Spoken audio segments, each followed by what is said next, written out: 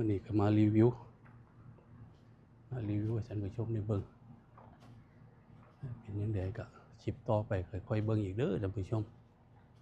ชิปต่อไปฝากท่านผู้ชมได้เบิ่งนี่ทุ่งบัวแดง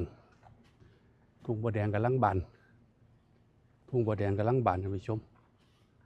ทุ่งบัวแดงกำลังบานทุ่งบัวแดงกำลังบาน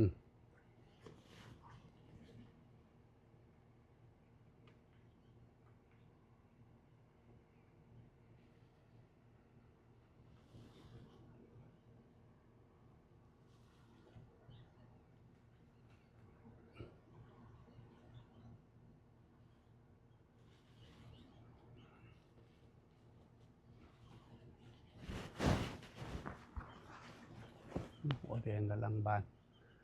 ไปชมทุ่งบัวแดงกำลังบานเด้อไทยทิพย์ไทยง่ายไปแล้วไปทั้งหมดง่ายไปเลยไปเมโค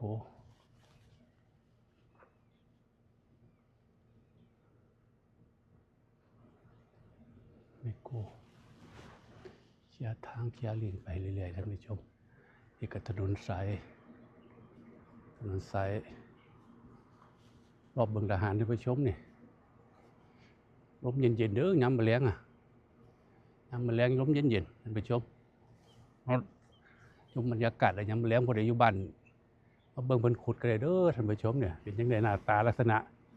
เป็นไทม์ไลน์เข้ามานี่ก็สิมาเฮ็ดเป็นทรงนี่ไทม์ไลน์เข้ามา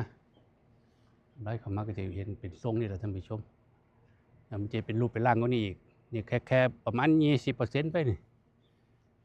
สถานี 20% สถานีนั้นได้ 80% แล้วนี่ค่อยเฮ็ดค่อยเบิ่งกันไปเรื่อยๆท่านผู้ชมคลิปนี้ก็สิ